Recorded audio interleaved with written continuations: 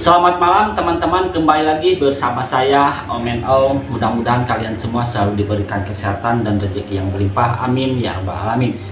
Setelah itu Rudiana dikabarkan dicopot, kini suara Fitra itu melempem kayak kalau HP itu lowbat.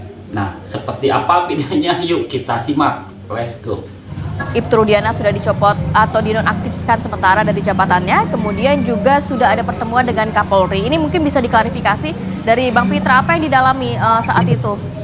Ya, yang pertama terkait dengan internal ya, bukan kapasitas saya untuk menjawab itu karena ada Bitkum yang mendampingi beliau tentunya. Kalau kita selaku kuasa hukum di bagian eksternal saja. Nah, jadi kalau memang terkait dengan internal, silahkan Mbak berkoordinasi dengan Bitkum, karena itu bukan kewenangan saya untuk membicarakan internal seperti itu.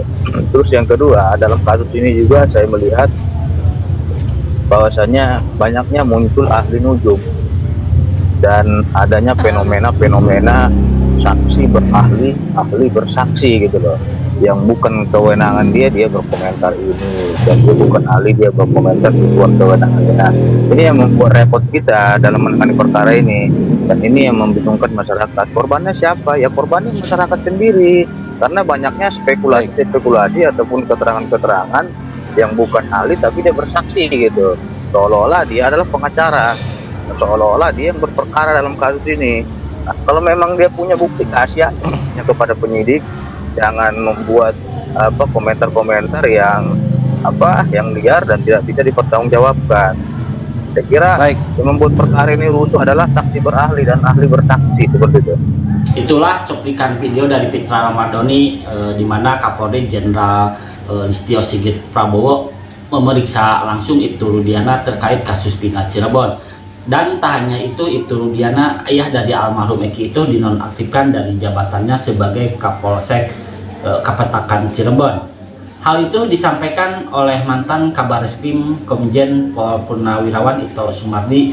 Kata Pak Ito, informasi A1 minggu yang lalu Pak Kapolri bersama dengan pejabat utama yaitu memeriksa langsung, memanggil saudara Rudiana ini, informasi boleh dipegang. Nah, itu menuturkan pemeriksaan itu menunjukkan Kapolri betul-betul ingin mengetahui peristiwa yang terjadi dalam kasus Pina Cirebon.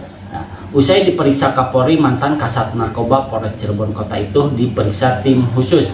Nah, pada hari kedua pemeriksaan itu menyangkut informasi yang berkembang di masyarakat. Dan lebih lanjut, kata Pak Ito, saya kira di sini juga tentunya kita harus tahu bahwa tidak semua orang itu bisa menanyakan tentang penanganan satu kasus, dan tidak segala masalah itu bisa diungkap melalui satu media. Karena kalau memang itu belum bisa dibuktikan kebenarannya, tidak mungkin oleh Mabes Polri itu disampaikan melalui website atau apapun juga. Tentunya hal ini kita juga ada aturan main.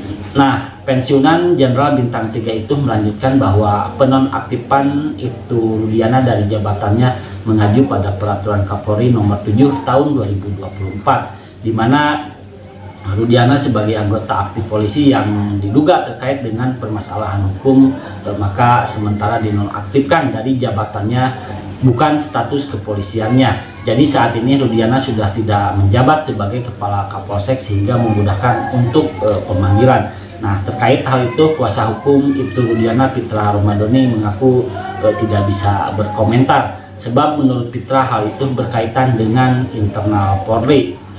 Nah, kata Fitra, terkait internal bukan kapasitas saya menjawab itu, ada Bitkum. Baik teman-teman, itulah informasi hari ini. Wassalamualaikum warahmatullahi wabarakatuh.